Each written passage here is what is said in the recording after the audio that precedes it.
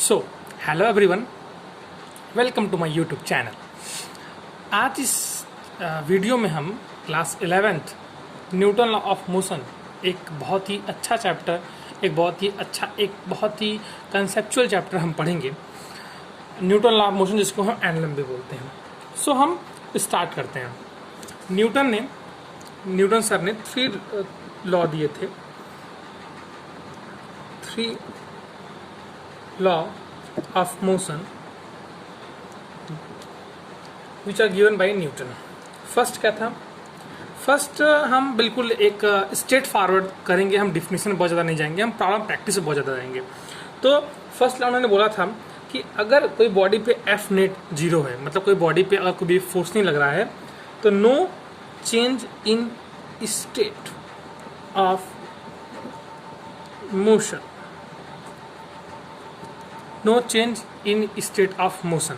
मतलब इसका कि कोई बॉडी अगर रेस्ट में है, अगर उस पर हम फोर्स नहीं लगाते हैं, कोई भी फोर्स नहीं लगता है, तो वो बॉडी रेस्ट में रहेगी। अगर बॉडी मोशन कर रही है और अगर उस पर हम एक फोर्स न लगाएं तो बॉडी मोशन ही करती रहेगी। मतलब कोई बॉडी अगर रेस्ट में तो रेस्ट में रहेगी, कोई बॉडी मोशन में रहेगी।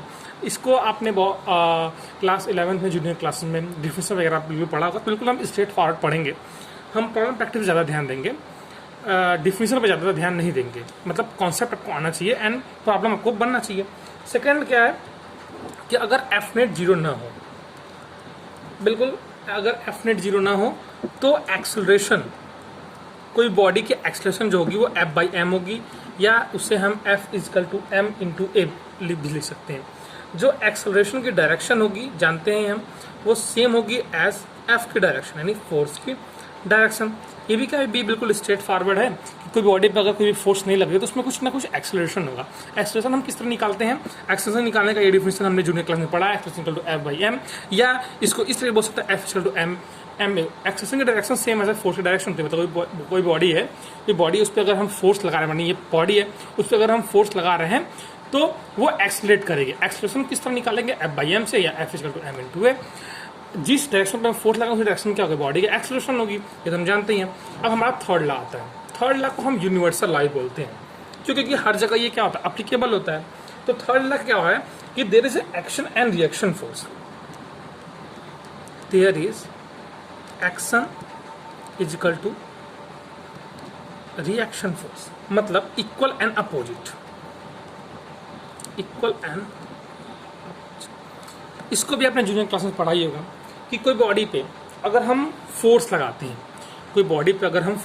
हैं, तो दूसरी बॉडी भी हमारे जितना ही फोर्स और बिल्कुल अपोजिट डायरेक्शन में फोर्स लगाती है। ये आपने एवरीडे लाइफ में यूज़ किया। जैसे कि F अगर AB है, मतलब डायरेक्शन लगा रहा है, तो वो मैग्नीट्यूड में तो दोनों ही क्या होंगे? सेम होंगे। लेकिन जो डायरेक्शन होगी FB की, वो निगेटिव का डायरेक्शन ऑफ BA का। ठीक है, ये आपने एवरीडे लाइफ में यूज़ किया ही है। फॉर एग्जांपल, जैसे कि मान लेते हैं ये वॉल है, उस पर अगर आप एक फोर्स लगा रहे हैं तो वो भी वॉल आप पे बिल्कुल इक्वल अपोजिट फोर्स लगा रही है, जिसकी वजह से वॉल क्या हो रही है? मूव नहीं हो रही है। ठीक है, अगर आप ज़्यादा उस पर फोर्स लगाएं तो वॉल क्या हो रही है? वॉल गिर भी सकती है। सो ये एक्शन रिएक्शन फोर्स होता है। अब इसे कुछ हम डिटेल में पढ़ते हैं। हाँ, अभी तक हमने बस यही पढ़ा होगा कि there is action = reaction force, मतलब इक्वल एंड अपोजिट फोर्स होती है। चलिए ठीक है, कुछ एक्शन रिएक्शन के बारे में कुछ और हम जान लेते हैं। Laws of action and reaction, laws of action and reaction. जैसे कि फॉर एग्जांपल मान लेते हैं कि हमारे पास ये वॉल है, ठीक है, और कोई भी एक मैन है, और ये ऐसे इस तरह फोर्स लगा रहा है वॉल पे। ये हमारा क्या है? वॉल है, मान लेते हैं। मेरा क्या है? मैन है। ये इस पर क्या हो रहा है? फोर्स लगा रहा है। अब क्या हो रहा है? वॉल तो ये है और इस पे ये इस तरह से फोर्स लग रहा है।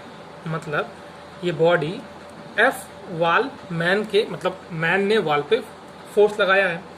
तो अब मैन को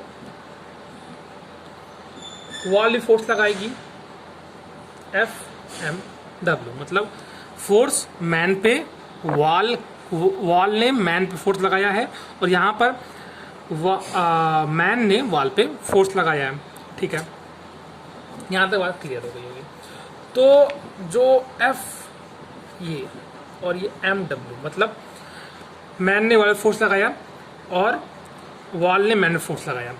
अब हम इसे एक्शन, किसे हम रिएक्शन बोलेंगे। तो तो ये हमारा क्या हो जाएगा, एक्शन हो जाएगा और ये हमारा रिएक्शन हो जाएगा। लेकिन ये भी हमारा एक्शन हो सकता है और ये भी हमारा रिएक्शन हो सकता है। मतलब फिक्स नहीं है कि कौन सा हमारा एक्शन और कौन सा हमारा रिएक्शन होगा। ये हमारा एक्शन भी हो सकता है और ये रिएक्शन हो सकता है, ये रिएक्शन हो सकता है, ये भी एक्शन हो सकता है। मतलब ये नहीं फिक्स है कि नहीं मैन है तो मैन ही रिएक्शन होगा। मतलब ये कोई भी एक रूल नहीं है कि कोई भी एक बॉडी रिएक्शन ही होगा, कोई बॉडी मतलब अगर मैन लगा तो वो एक्शन ही होगा, अगर वॉल लगा तो वो रिएक्शन ही होगा। तो वो हो सकता है, ठीक है। ये हमारा एक रूल आप जान गए, मतलब कोई भी एक्शन रिएक्शन फोर्स हो सकता है। अब दूसरा एग्जांपल है जिससे कि और ज़्यादा क्रिस्टल क्लियर होगा। वॉल है,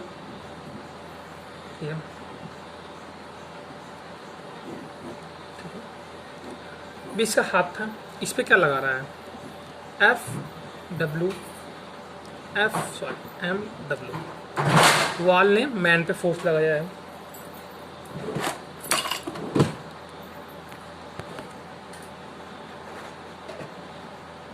ओके सॉरी, वॉल ने मैंने फोर्स लगाया।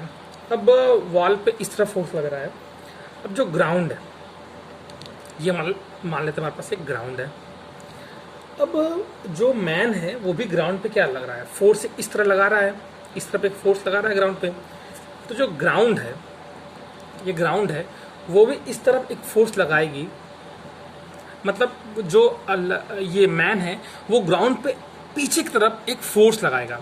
एफ ग्राउंड पे फोर्स लगा रहा है by man, okay.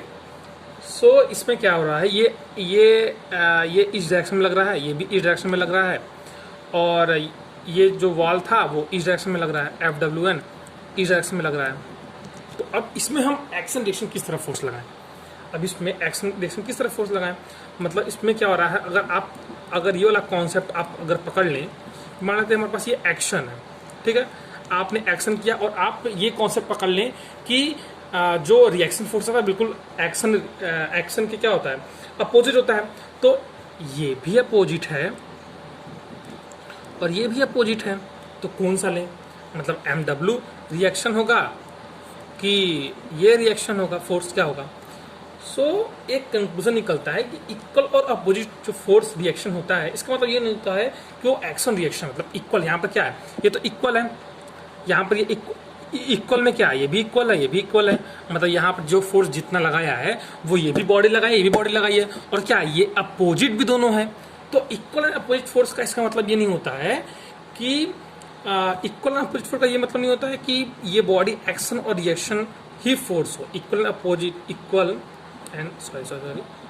Opposite force का ये मतलब नहीं होता है कि वो बॉडी एक्शन एंड रिएक्शन हो। जैसे कि आपने बिल्कुल इस एग्जांपल में देखा कि ये क्या है, ये तो एक मान लेते हैं ये एक्शन है, तो इसके अपोजिट ये भी लग रहा है, ये भी लग रहा है, दोनों इक्वल मैग्नीट्यूड है। तो एक्शन और रिएक्शन का इसका मतलब ये नहीं होता है कि वो एक्शन हो वो रिएक्शन हो, ठीक है।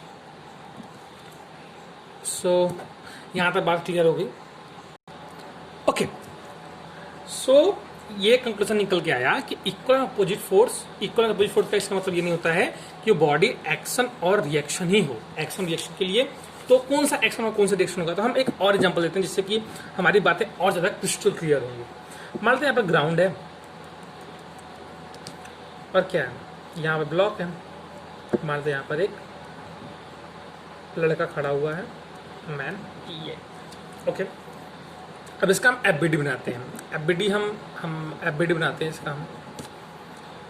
तो ब्लॉक है, ब्लॉक पे कौन कौन फोर्स लग रहा है, ब्लॉक पे यहाँ पर ये बॉडी है, तो ये क्या हो रही है, एक फोर्स लगा रही है, इसका एक फोर्स लगा रही है mg, मान लेते हैं mg 1 मान लेते हैं इसको ना, 1 मान लेते हैं। और इससे कौन सा फोर्स लग रहा है, एक ग्राउंड भी इस पर एक फोर्स लगा रही है नॉर्मल रिएक्शन का, तो मान लेते हैं n, इसको भी 1 मान लेते हैं, ठीक है। ओके, ये ब्लॉक का है। ब्लॉक पे कौन कौन फोर्स लग रहा है, ब्लॉक किस पे, हम जब एफबीडी बनाते हैं तो ब्लॉक किस पे फोर्स लगा रहा है ये हम नहीं देखते हैं। ब्लॉक भी फोर्स लगा रहा है लेकिन हम ये नहीं देखेंगे, ये देखेंगे ब्लॉक पे कौन कौन सा फोर्स लग रहा है। तो ब्लॉक पे ये हमारा फोर्स लग रहा है। अब हम मेन पे आते हैं। अब यहाँ पर क्या है, एक नॉर्मल रिएक्शन ऊपर की तरफ यहाँ पर ब्लॉक मेन पे लगाएगा, नॉर्मल रिएक्शन हम उसको मान लेते 2 मान लेते हैं। ओके, और नीचे एक mg लगेगा, हम इसको मान लेते 2 मान लेते हैं। ओके, अब इस पे कौन कौन सा फोर्स लगा रहा है ये हम देखेंगे। एक नीचे की तरफ लगा रहा है और ये एक ब्लॉक ऊपर की तरफ लगा रहा है। अब हम ग्राउंड का फोर्स लगाते हैं। तो ग्राउंड पे कौन कौन फोर्स लगा रहा है, एक ब्लॉक लगा रही है, नीचे का फोर्स N2, ठीक है, बस इस पे इतना ही फोर्स लगा रहा है। यहाँ तक बात क्लियर हो गई। एक बार और हम आपको बता दें कि यहाँ पर क्या है, एक मेन है, ब्लॉक है और ग्राउंड है, ठीक है। इसका हमने एफडी बनाया जब, तो ब्लॉक पे इधर एक फोर्स लग रहा है, इधर एक फोर्स लग रहा है, मेन पे इधर एक फोर्स लग रहा है, इधर फोर्स लग रहा है, और ग्राउंड पे इधर एक फोर्स लग रहा है। सो अब हमें बताना है कि इसमें एक्शन और रिएक्शन फोर्स कौन कौन सी है। एक्शन रिएक्शन फोर्स आपको बताना है कौन कौन सी है। ओके, सो आप बताइएगा, ठीक है। अगर हम mg1 की बात करें, mg1 की अगर बात हम करें तो mg1 का मान लेते हैं एक्शन है, ठीक है, मान लेते हैं एक्शन है। तो इसका रिएक्शन फोर्स कौन सा होगा, बता सकते हैं आप कौन सा होगा। इस पे बॉडी पे ये फोर्स लग रहा है, बॉडी पे ये फोर्स लग रहा है ना, तो इसके अपोजिट कौन सा फोर्स लगता होगा, इसके अपोजिट, ठीक है। तो फिर से हम करते हैं, थोड़ा डिस्कनेक्ट हो गया था, सॉरी फॉर दैट। एक मैन है और एक ब्लॉक है, ग्राउंड है, ठीक है। मैन यहाँ पर है और मैन है, ब्लॉक है, ग्राउंड है। मैन जो है ब्लॉक पे इस तरह से है। अब हम इसका एफबीडी बनाते हैं और एफबीडी में हम फोर्स दिखाते हैं कौन कौन फोर्स होगा। ये mg1 है, ये N2, इस पर कौन कौन फोर्स लगा, इस पर ये फोर्स लगा, इस पर ये फोर्स लगा, इस पर ये फोर्स लग रहा है। और हमें बताना है कि एक्शन रिएक्शन फोर्स कौन कौन सा होगा। सपोज ओके, तो mg1 अगर इसका एक्शन है तो इसका रिएक्शन कौन सा होगा। देखिए ब्लॉक पे ये फोर्स लग रहा है, ब्लॉक इस पे एक ऊपर से फोर्स लगाएगी। कौन सा ऊपर से ब्लॉक फोर्स लगाई है, ब्लॉक पे यहाँ पे, तो ये क्या होगा इसका N2, ये रिएक्शन फोर्स होगा, ये रिएक्शन फोर्स होगा। जैसे कि ये ही रिएक्शन फोर्स होगा और यही इसका क्या है, पंच है इस क्वेश्चन का। सो एक्शन रिएक्शन फोर्स जो हम मेनली डिफिनेशन में क्या होता है, एक मिनट बोल देते हैं कि okay there is equal opposite force. तो इसका मतलब ये नहीं होता है इक्वल अपोजिट फोर्स। तो इससे क्या आपको कंक्लूजन मिला, इससे कंक्लूजन ये मिला कि एक्शन और रिएक्शन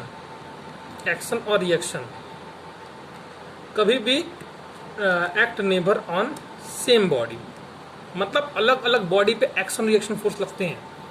ये हमारा कंक्लूजन नंबर 2 है। हमारा कंक्लूजन नंबर 1 क्या था कि इक्वल अपोजिट का मतलब नहीं होता कि वो एक्शन और रिएक्शन ही फोर्स हो। एक्शन रिएक्शन फोर्स फर्स्ट हमारा कंक्लूजन था। सेकंड कंक्लूजन क्या है कि एक्शन रिएक्शन फोर्स कभी भी सेम बॉडी पे नहीं लगता है। ओके, जैसे कि यहाँ पर मान लेते हैं mg1 है, ठीक है, तो इसके अपोजिट कौन सा फोर्स लग रहा है, उसके अपोजिट यही फोर्स लग रहा है, यही फोर्स लग रहा है।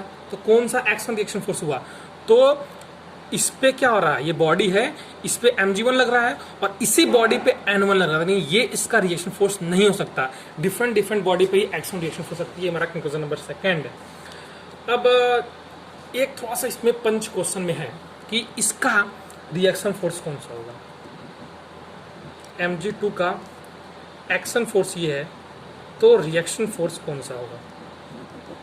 सो इसका रिएक्शन फोर्स कौन सा होगा। सो ये इस क्वेश्चन का बहुत ही बढ़िया एक क्वेश्चन है, बहुत ही बढ़िया क्वेश्चन है। सो इसका आप आंसर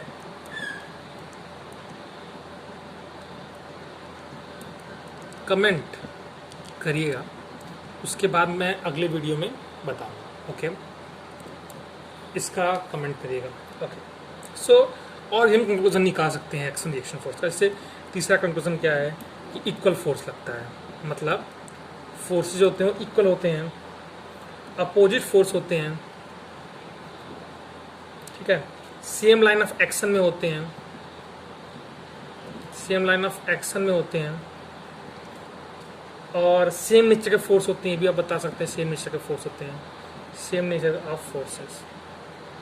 सो आप अगले वीडियो में बताएंगे कि इसका पॉइंट का क्या मतलब है, इसे हम अगले वीडियो में बताएंगे जब इसका आंसर मिल जाएगा। जो mg2 है इसका रिएक्शन फोर्स कौन सा है, ये हम अगले वीडियो में बनाएंगे, तब हम इस पॉइंट को हम क्लियर कर देंगे।